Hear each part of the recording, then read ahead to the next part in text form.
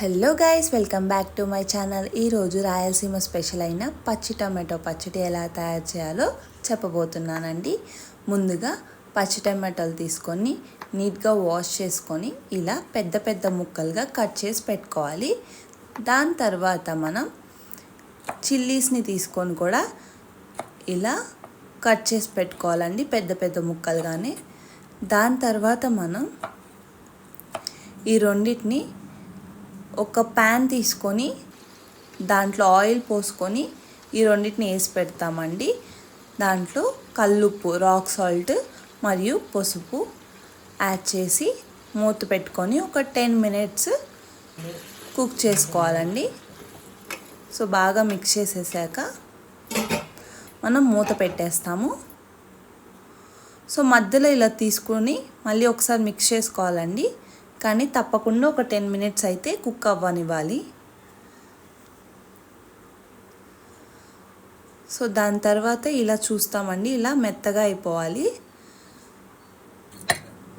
So దాని తర్వాత మనం అవి తీసి మిక్సీకి పట్టేస్తామండి. మిక్సీ కచ్చా పచ్చాగా పట్టాలండి, సో ఇక్కడ చూపించినట్టుగా.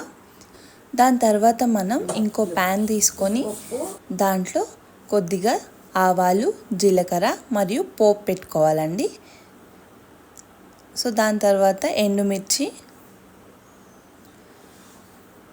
సో దాని తర్వాత కొద్దిగా కరివేపాకు మరియు వెల్లుల్లి యాడ్ చేసుకోవాలి, మరియు ఇంగువ. తర్వాత మనం ముందుగా తరిగి పెట్టుకున్న ఉల్లిపాయలండి పెద్ద పెద్ద ముక్కలుగా తరిగి పెట్టుకోవాలి. సో ఇక్కడ చూపించినట్టుగా అలాగే వేసేసామండి. ఇది చాలా సింపుల్గా అయిపోతుందండి ఈ వంటకము, ఎక్కువ పని కూడా అవసరం లేదు. సో దాని తర్వాత ముందుగా మిక్సీ పట్టుకున్నది దీంట్లో వేసేస్తామండి. వేసేసి మంచిగా కలుపుకోవాలి. ఆ తర్వాత బాగా మిక్స్ అయ్యాక మనం కొద్దిగా ఒక లెమన్ తీసుకొని దాన్ని ఇలా పిండి పెట్టుకోవాలండి.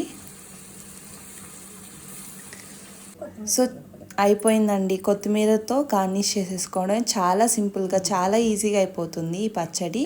వేడి వేడి అన్నంలో వేసుకొని తింటే చాలా బాగుంటుందండి. మీరు కూడా తప్పకుండా ట్రై చేయండి. Thank you for watching. Please do like, share, subscribe to my channel.